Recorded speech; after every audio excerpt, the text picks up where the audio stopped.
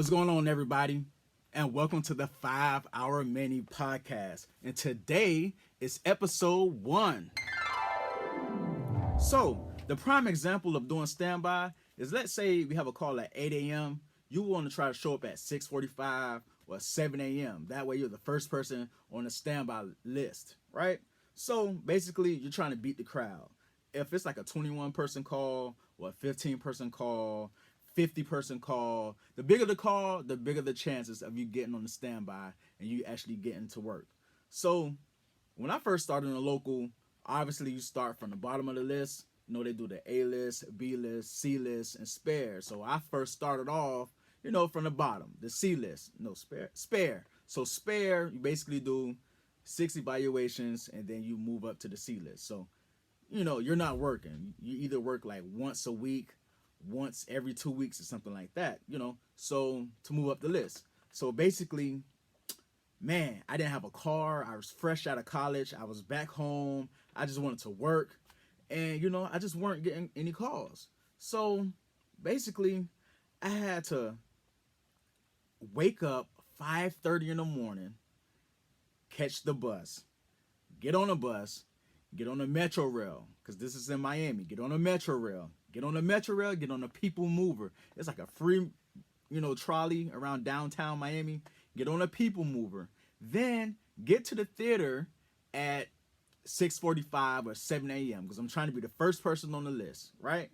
So, man, you win some, you lose some. It's like hit or miss, man. But, it was worth it because, for me, I think I probably made around $20,000 extra just by doing standbys. Yeah, that's exaggerating. Maybe like 10,000. But, I made it up the list and I made it to where I am today on the A list.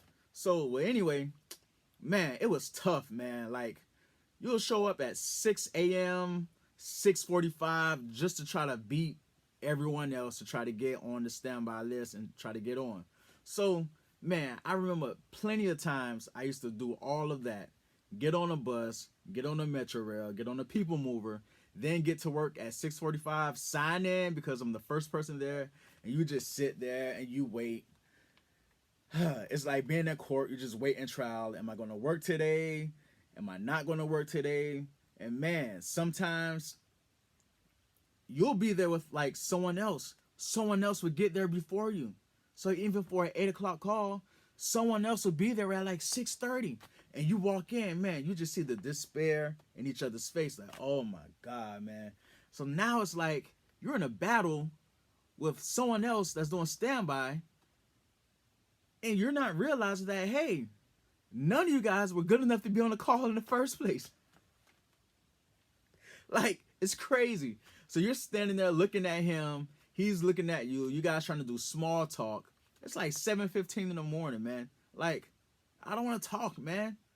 My work is on the line here, man. Like, you got here before me or I got here before you, and we're just sitting here waiting trial, basically. And it's like, you get there and then you wait and then you see everyone else comes in. These are the people who are on the call already. The A-listers, the B-listers, the specialty guys, the board ops. They know they have this call. So they're strolling in at 7:45. They're strolling in at 7:50. Some strolling in at 7:58. Like, bro, you just know you're working. So you just have to make sure you get there on time. And all this time, you're standing there and you're basically hoping that someone gets caught in traffic. Crazy, right? You're standing there hoping that someone, woke up late, have a hangover, forgot they have a call, they wrote the wrong call time down for themselves. Like, you're not thinking the worst, but you're just thinking like just a little bump in the road for them that you can just squeeze in and work. That's all it is, man. And I remember plenty of times where I would go through all that. I would wake up at 5:30. I would show up at 6:30 for an 8 o'clock call, and I don't get on.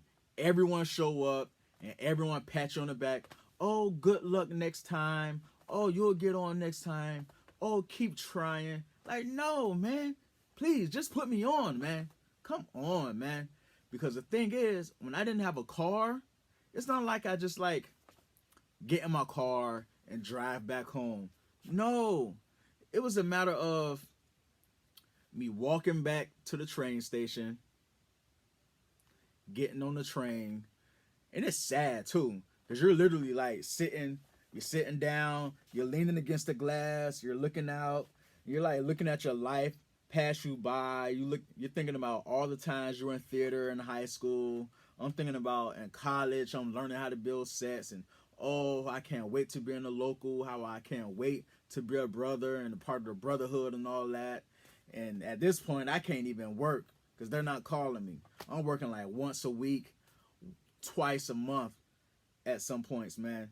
But yeah, man, the funniest thing, man, well, it's funny now because I don't have to do this anymore. But back then, man, it was stressful. I'm talking stress. And it's like you're back on that train. It's like the longest ride back home. The longest ride back home, man. You get up, you put on your show blacks, you put on your work clothes, you're getting ready, get the business. And you don't get on. You don't get on. And a messed up thing about it is since I came back home, I'm living with my mom at the time. So when I left that morning to get ready for work or whatever, she's getting ready for work also. So I come back home like an hour later or around 9 o'clock. She's like, baby, I thought you were going to work. And you're like, I thought I was going to work. At least I'm trying to go to work. And the thing is, they don't understand, parents, no, just people in general who's not in the business. I hate that phrase so much. They don't understand. It's like your salary is based on your hustle. If you just sit and you wait around for calls or you wait around for work, you're not going to work. You're not going to thrive. You're not going to prevail. You're not going to move up in any state, in any fashion. You're just going to be stagnant. You're just going to rely on other people to give you work. And that's bad. I mean, some people could do it. Some people get lazy and complacent. But standbys are for people who trying to get it.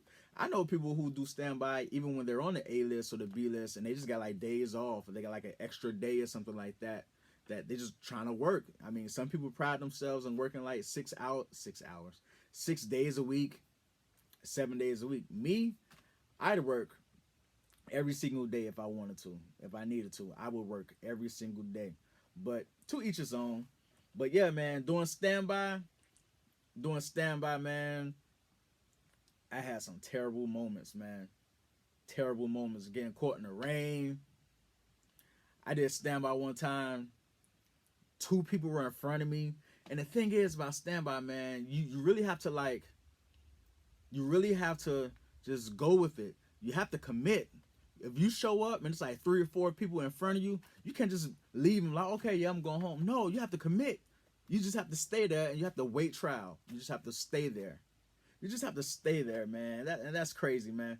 But yeah, and you watching the despair in other people's faces while they're doing standby because they're kind of going through the same thing you're going through, like not working or they're just trying to work or they're trying to get, some hours in. Man, it's tough, man. But it's worth it. At the end of the day, it's worth it. And let me tell you, when you do get on standby and you do get on, that's one of the best feelings in the world. Because for a split moment, it feels like easy money, right? It feels like easy money. Like, hey, man, I'm making money that I wasn't supposed to make, but I'm making it anyway.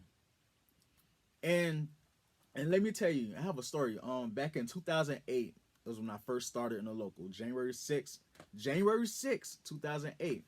Anniversary. How about that? Anyway, man, we were doing Victoria's Secret's fashion show at the Fontainebleau Hotel in Miami Beach, Miami.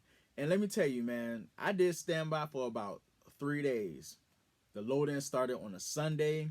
So I did Sunday, Monday, and Tuesday. Tuesday, I finally got on. And the steward, he was really nice. He was giving people a grace period, like 15 minutes to, show up late or whatever. Sometimes you get a grace period. Sometimes you don't. Give or take what call it is, what venue, what steward. So I finally got on. But that one day, that actually came back for the third time, and I did standby. I actually got on for the run. And the run was like a week and a half, man. So it paid off for me. I did standby 3 days in a row, and I finally got on that Tuesday, and I turned that standby into about $1,900 because I was fresh on the list. I was on the C list, at the bottom of the C list. I was like C 124 or something like that. I'm talking about bottom of the bottom, bottom of the barrel. Like they didn't even make it to my name. And I'm like, man, I just need to work, man. So I ended up doing about I ended up doing about 11 days on Victoria's Secret, man. And that was the most money I ever made. Well, back then, back when I first started. Because I was doing like, load in and load outs, 4 hour minis, not even 5 hour minis yet, just 4 hour minis, man. And it was like, I really needed this money. I really needed this money. And then we were coming off of the summer drought. During the summer, like August, September, the beginning of October, it's no Broadways, it's no operas, no ballets. You're just doing like ins and outs and little concerts here and there. But yeah, man, I actually got on, man, and I made a lot of money on Victoria's Secret. And when I did that call, I really got to know a lot of my brothers, a lot of my sisters. Introducing myself like into the work field of actually working and being a stagehand or what have you. But yeah, man, standbys, gift and a curse, man. Sometimes you win, sometimes you lose, but we gotta do it. You gotta do it, man. Standbys, and let me tell you, not every local does standbys, and that's another thing. I work in other cities, and when I tell them about standbys of how you can just call the standby line, and you call the standby line, and it'll tell you what days, which venues have calls, and what times the calls are.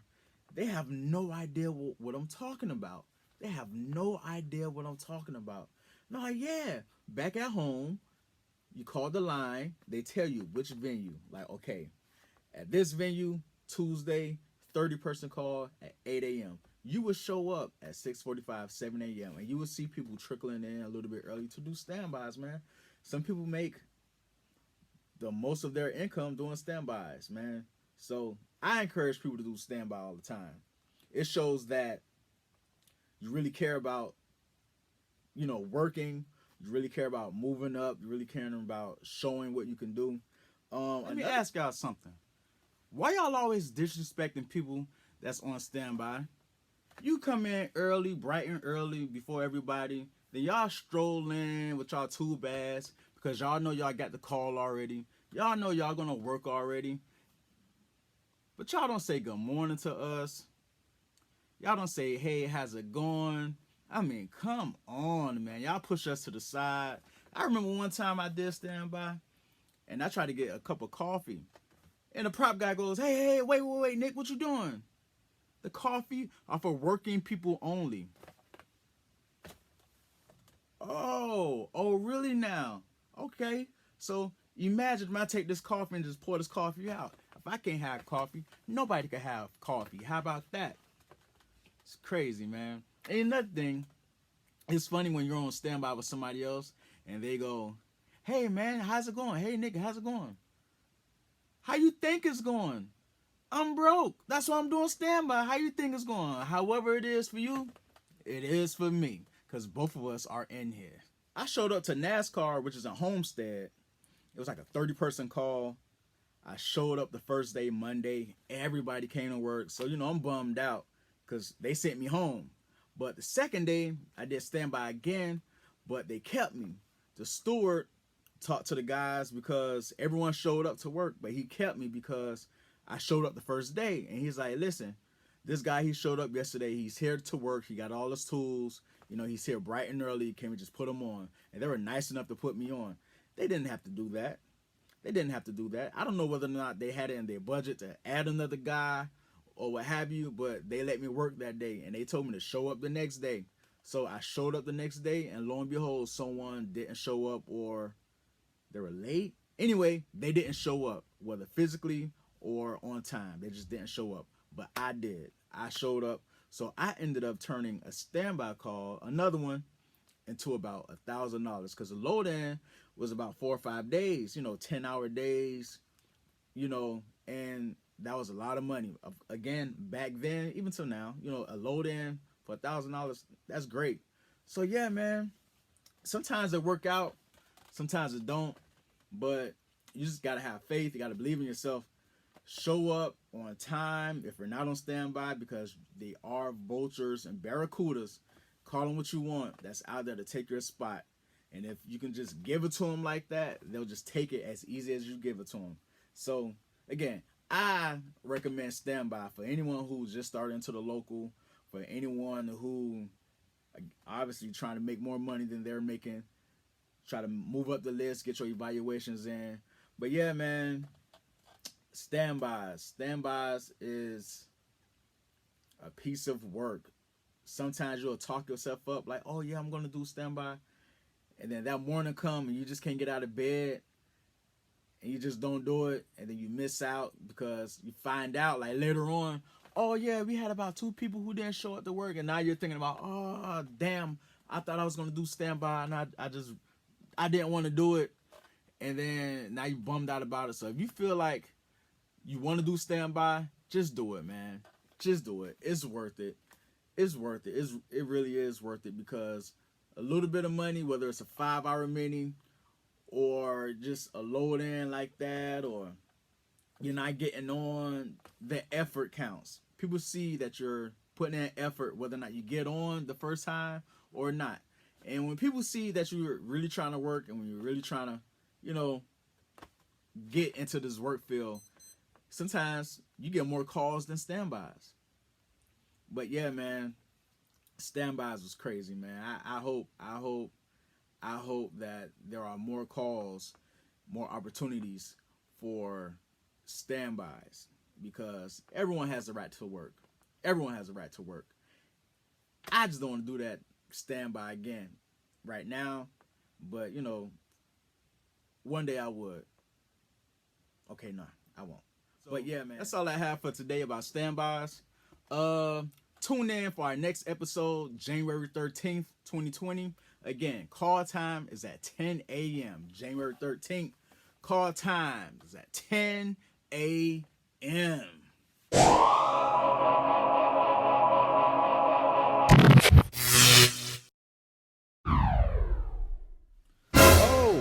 Oh, my bad. I almost forgot. Tune in to the 5-Hour Mini podcast on all podcast streaming networks. That's Spotify, iTunes, all of the above. Thank you.